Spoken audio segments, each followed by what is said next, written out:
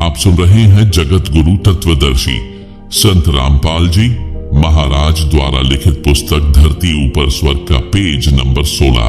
अब क्यों मना रहे हो खुशी? क्या श्री रामचंद्र जी व सीता जी के दुखों से आप दुखी नहीं हो? हम उन दोनों के वनवास व रावण के साथ हुए युद्ध में कष्ट तथा दोनों के अयोध्या आने की खुशी, दोनों को आजीवन दुखी रहने के इतिहास को ध्यान में रखकर सारा वर्ष उनको याद रखते हैं। उस दृष्टिकोण से दीपावली यानी दिवाली का त्योहार किसी विशेष दिन नहीं मनाते। संतों के घर सदा दिवाली होती है। हम कैसे मनाते हैं दीपावली का त्योहार? प्रतिदिन देशी घी की ज्योति सुबह शाम जलाते हैं, जो एक समय 3 से 4 घंटे जलती है। एक वर्ष में 365 दिन है तो एक वर्ष में 730 दीपक हमने जलाए, जो दिन में 7 से 8 घंटे जले। जिसने हवन का काम किया। एक गांव या शहर में हमारे अनुयायियों के 50 से 60 परिवार हैं, तो वहां सुबह शाम प्रत्येक घर में देशी घी की ज्योति जलती है, हवन होता है जो वातावरण को शुद्ध करता है। शराब, हुक्का, बीड़ी आदि का सेवन नहीं करते, इससे प्रदूषण में बचाव रहता है। हवन के समय वेद मंत्र भी बोले जाते हैं। हम सूक्ष्म वेद के मंत्र यानी वाणी सुबह शाम नित्य नियम संध्या आरती के रूप में पढ़ते यानी बोलते हैं, फोन में चलाकर सुनते हैं।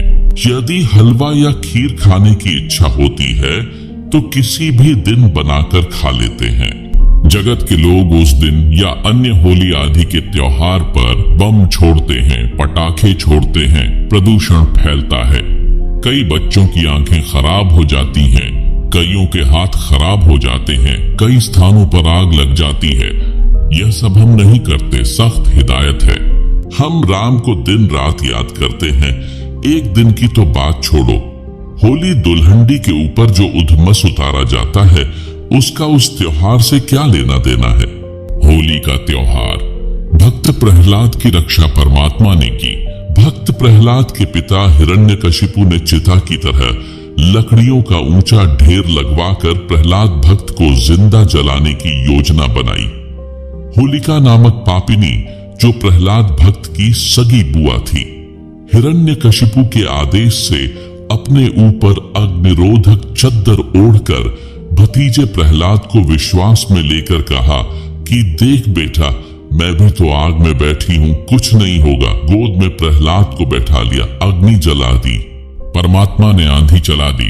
वह अग्नि रक्षक यानी फायर प्रूफ चद्दर होलिका से उतारकर प्रहलाद भक्त पर उड़ा दी। आग भड़क उठी, होलिका जल मरी। प्रहलाद सुरक्षित परमात्मा ने रखा। इस खुशी का प्रतीक है होली का त्योहार। जगत क्या करता है? इस दिन लट्ठमलट्ठा औरतें कोरड़े पुरुषों को मारती है। पुरुष हट जा करके बचाव करते रहते हैं, इधर से उधर पौड़ पाटे यानी दौड़ते रहते हैं, एक दूसरे पर रंग डालते हैं, कीमती कपड़ों का नाश कर देते हैं। इसका परमात्मा से क्या लेना देना जिसने भक्त की रक्षा की? कुछ कहते हैं कि हम रंग नहीं डालते, गुलाल का प्रयोग करते हैं। विचार करो, बंदर सा मुंह बनाकर एक दूसरे को परेशान करते हो। क्या गुलाल लगाने को आप परमात्मा की आरती मानते हो?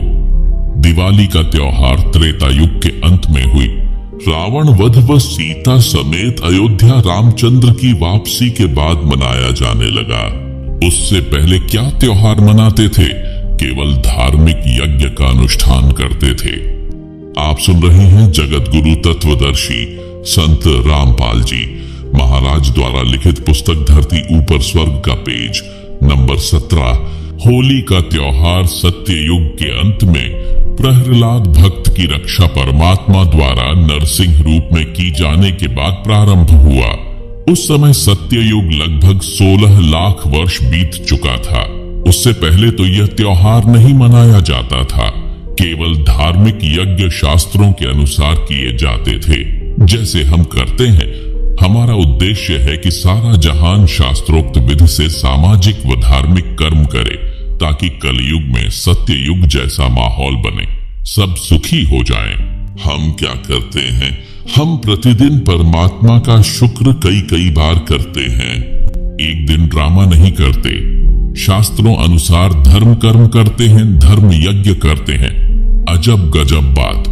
एक भक्त बना, उसने बताया कि हम चाचा ताऊ के 11 भाई बहन हैं, सब शादीशुदा हैं। हमें 11 वर्ष हो चुके हैं, कोई त्योहार नहीं मनाया है। कारण वर्ष में एक मौत इतनी निकट हो जाती है कि त्योहार नहीं मना पाते। विचार करें पाठक, जिनके मृत्यु हो जाती है वे रोते हैं, गांव के लोग मस्ती मनाते रहते हैं। फिर उनकी बारी आती है, वे मुंह लटकाकर रोते रहते हैं, अन्य त्योहार का ड्रामा कर रहे होते हैं। हम क्या करते हैं?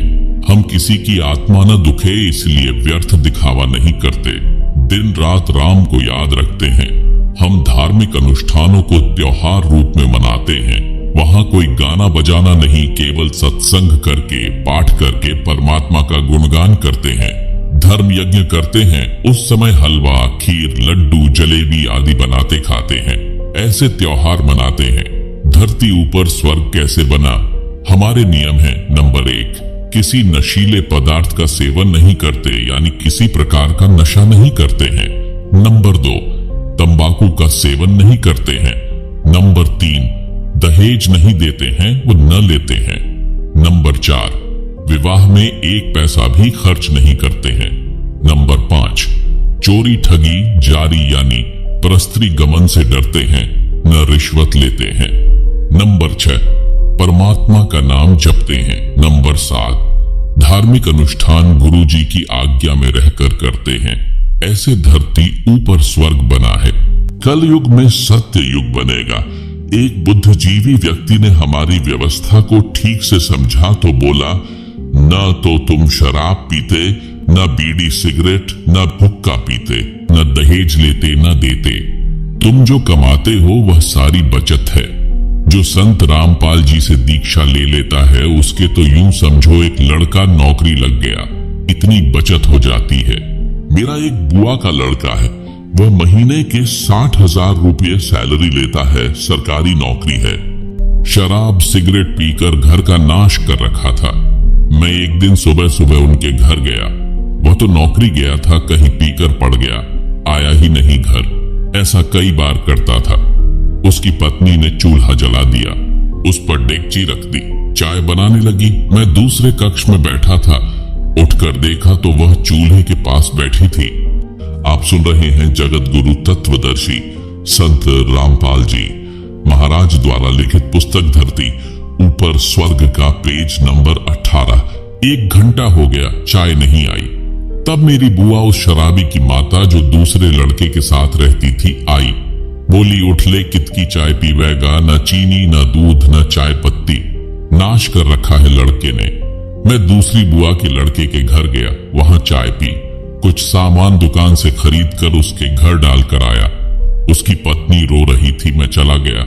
6 महीने बाद फिर जाना हो गया। मैं देखकर आश्चर्यचकित था कि इतना अच्छा मकान रिपेयर लिपाई सफेदी करके सुधार रखा था।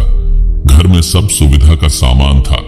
मेरी बुआ जी भी वही थी, वह बुआ का बेटा भी वही था। मैंने पूछा, 6 महीने में यह घर नरक से स्वर्ग कैसे बन गया?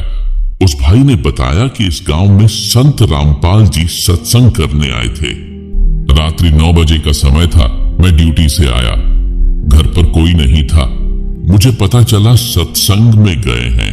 मैं गया तो था अपनी पत्नी को बुलाने, जो बच्चों समेत सत्संग में गई थी। उस दिन कहीं से पीने का जुगाड़ बना नहीं। मैंने भी सत्संग सुना तो मेरी आंखें खुल गई। सारा सत्संग जैसे मेरे ऊपर था। गुरुजी को पता भी नहीं था मैं कौन हूँ। मैंने उसी दिन नाम ले लिया। सब बीड़ी शराब वाहियात का खर्च बंद कर दिया। जो कमाता हूँ सारी बचत है। न रिश्वत लेने की आवश्यकता, न कंपनी में ओवर टाइम करना। ओवर टाइम वाला पैसा भी नशे में जाता था। उसके स्थान पर अन्य भाई बहनों को रोजगार मिल गया। ऋषि जैसा जीवन बन गया। मैं बोला कि खर्च करने की जगह ही नहीं बचती, सब बकवाद छूट जाती है। मेरी बुआ के बेटे का घर नरक से स्वर्ग बना, मेरी आंखों के सामने है। प्रश्न, आप श्रृंगार करना भी बंद करते हो? आभूषण तो स्त्री की शोभा होती है। इज्जतदार व धनवान के घर की बहू बेटी की तो इसी से गरिमा बनती है। यह आपका असूल यानी नियम जचा नहीं? उत्तर, इसका लाभ कोई नहीं, हानि भयंकर है। हम शास्त्रों को आधार मानकर अपनी सब क्रिया करते हैं, जैसे पूर्व में भी बताया था। और सुनो, महाभारत में कथा है जो इस प्रकार है। राजा परीक्षित के समय उसके राज्य में बहुत सारी अप्रिय घटनाएं होने लगी। राजा ने ज्योतिषियों से कारण जाना। उन्होंने बताया कि कलयुग की शुरुआत हो चुकी है। ये कलयुग के कारण हो रहा है। राजा ने पंडितों से समाधान पूछा तो बताया, हम कलयुग को कील देने यानी बांध देने का अनुष्ठान जानते हैं। राजा परीक्षित ने सब सामग्री मंगाकर कलयुग को समाप्त करने के उद्देश्य से एक अनुष्ठान करवाया। कलयुग परेशान हो गया। राजा परीक्षित से हाथ जोड़कर अपनी जिंदगी की भीख मांगी, कहा, मुझे भी कहीं जगह दे दो। राजा परीक्षित ने उसको इस शर्त पर छोड़ा कि तू इन स्थानों पर रहना।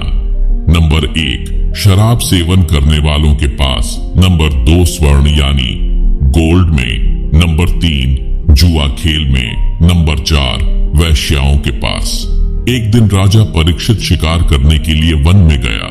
जंगल में गहरा चला गया, रास्ता भूल गया। राजा ने सिर के ऊपर स्वर्ण का मुकुट पहना था।